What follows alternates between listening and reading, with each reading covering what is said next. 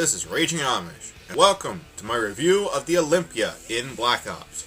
Unlocked at level 1 as part of a default class, the Olympia is a double-barrel shotgun. This is my boomstick! Technically speaking, the weapon is semi-automatic, since with each pull of the trigger, you fire one shell. The only problem is it has a 2-shell capacity, meaning the weapon has to reload frequently. I know it hardly matters, but the gun fires at a rate of 212 RPM. To be precise, there's 0.283 seconds between shots. Just enough time that if the first shot didn't land right, the second should finish the job. Each pull of the trigger fires 8 pellets, which do 40 to 10 damage. This very loosely means the Olympia is a one-shot kill up close and a 2 to 3 hit kill at the limits of its range. 3 pellets have to hit up close, and 10 at range. My rule of thumb is that you can count on 3 out of 8 pellets to hit. Obviously more or less can hit than that, but 3 of 8 is what I found to be fairly consistent. To be clear, once you get past a range of 15 meters, your damage drops to 0. This shotgun is very unique in that it's the only shotgun to have a one-hit kill potential up to a range of 10 meters. This is a very rough analogy, but the length of the Treyarch school bus on Nuketown is somewhere around 10 meters. Once you get past this distance, the damage drops off very quickly, until at 15 meters it drops to 10 damage. After 15 meters, it does 0 damage. I must stress this, the pellets disappear. You got that? I'll admit that's pretty poor range-wise, but then again, this is a shotgun. The whole point is to kick ass up close. It has to have some sort of penalty. The fact is, if you want to use this weapon, you have to learn how to pick your battles. Continuing with the stat sheet, the Olympia has low penetration power. This should come as no surprise. Shotguns don't shoot through walls all that well. The crosshairs on this shotgun are actually quite large. The shotguns come with 3 different sizes for the crosshairs, and the Olympia is tied with the Spaz for largest crosshairs. I know it's counterintuitive, but this is perfect for this shotgun. Up close, you want big crosshairs, since you have a gun that fires a spread of strong pellets, rather than individual rounds. Groovy. The neat trick with the Olympia is that when you aim down the sight, you narrow the spread of the buckshot.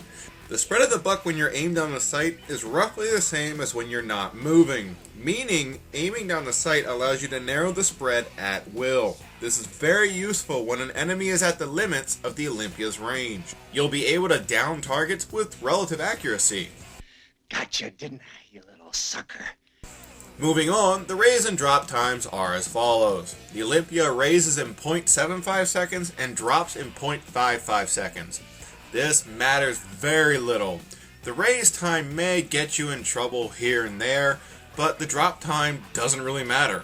I almost always have a pistol with my Olympia, because pistols come with a default quick drop time of 0.25 seconds.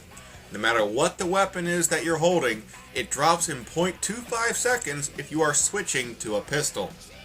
I'll go into why pistols are so vital to a shotgun in a bit, but for the moment, understand the drop time I have listed on the side of the screen only applies when you are switching to a non-pistol secondary.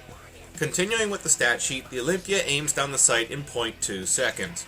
As I've said before, aiming down the sight narrows the spread, and this quick aim down sight time is a big asset. Aiming down the sight isn't always sensible, but it's a good trick to have up your sleeve for when you need it.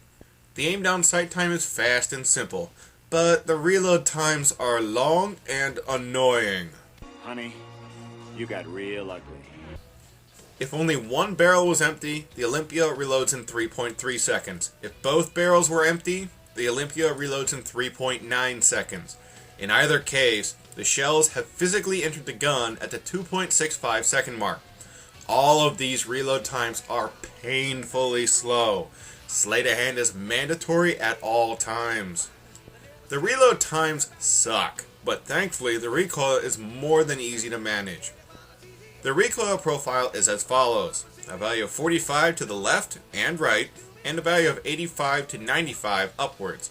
My understanding may be a little off, but I believe the 2 values on top mean the random value chosen for the recoil is always between 85 and 95. The point at the end is quite clear. The gun's kick will always go up very strongly, and will kick to the sides minimally. Well, hello, Mr. Fancy Pants. Accompanying the high recoil profile, the center speed is low, at a value of 1000. This really isn't that bad though. With the quarter second between shots, the gun resets before the second shot. Last, to help visually manage the recoil, the irons are pretty clean. I really don't have anything to say here. The irons are very clear. What more could you ask for? With the irons out of the way, now let's take a look at the attachments. Huh. Well, that was easy. With that out of the way, up next is the perks. All right, you primitive screwheads, listen up. This is a bit difficult to answer, seeing as different perks suit different game modes better, so I'll try to stay as clear as possible. For the blue perk, my personal favorite is Flak Jacket. I like coupling this with Marathon so I can run around everywhere and literally walk through claymores. After Flak Jacket, I also like Ghost. Ghost is a better fit for team deathmatch based game modes. With the Olympia, you're going to spend a lot of time behind enemy lines, and whenever one of those spy planes go up, your position is given away and you're in trouble. Oddly, I don't really see the need for lightweight, but I'll be crucified if I don't at least mention it. The extra mobility is nice, but to be honest, I don't really feel the difference when I use this perk. I'll admit I'm a bit indecisive when it comes to the blue perk, but for your red perk, it's simple. Use Sleight of Hand. The reloads are painfully slow. You're going to need this perk. Seems fairly obvious. For your green perk, I favor Marathon. The ability to close the gap quickly makes this perk invaluable. After Marathon, I'm a big fan of Hacker. I use this more in team deathmatch and not so much in objective play. Hacker goes well with Ghost since you have to play on the move but are vulnerable to equipment. Last, Ninja isn't a bad fit. The ability to be silent and hear enemies does come in handy, especially in free-for-all. But to be honest, I find Marathon and Hacker to be more useful. In the past, I've been mum on recommending secondaries, but with the Olympia, I have a very distinct recommendation: the ASP pistol. The fact is, with this shotgun, you will frequently be caught with an empty gun and an enemy in front of you. The ASP only has a 7-round mag, but you can pull it out so quickly. In under a second, the ASP can be out, aimed on the sight, and firing. Most of the pistols are quick to draw, but the ASP is the fastest. That's why I recommend it. In the grand scheme, the Olympia is one of those guns that you're gonna love or hate. I personally love the strong shots. You just point, shoot, kill, and instill fear in your enemies. Go ahead and run. Run home and cry to mama. The powerful shots have an obvious trade-off. Having to live with a 2-shell capacity is a nuisance. You're going to have to get used to it, but if you can adapt, this shotgun does some crazy things. Alright, I'm tired of telling you how to use this weapon on other people. I want to show you how to use this on something that's not alive. Something that's not living. Something that's come back from the dead.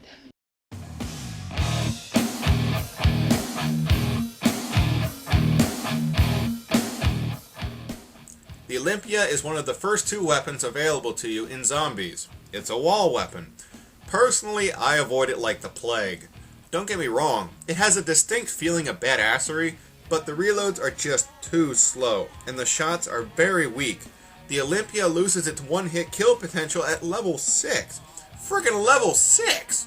That's just too weak for me to recommend it, even in the early stages. Here's the really weird thing. The shotgun becomes a whole different beast if you upgrade it. When you put the Olympia in the Pack-a-Punch, you get the Hades, but screw it, I'm calling it the Boomstick. Boomstick! Come on, how could I not make that reference? The cool trick here is the Boomstick gives you incendiary rounds. You literally set the zombies on fire. Come on, baby, light my fire. Come on, baby, light my fire.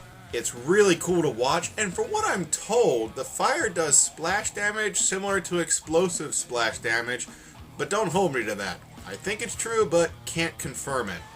On top of the incendiary bonus, it comes with a 60 shell loadout, and the shells are much stronger. I found I could get a one-hit kill up to around level 19, although by that point in the game, it's a little inconsistent. Random side note, upgrading the weapon decreases the reload time. If you have the Boomstick, and sleight of hand, the reload animation is insanely fast. I won't say the Olympia is something you should rush to put in the pack-a-punch, but to be honest, I really enjoy playing with it. It's powerful and comes with plenty of ammo. It starts to lose its value in the upper teen rounds, but honestly, it's a good gun.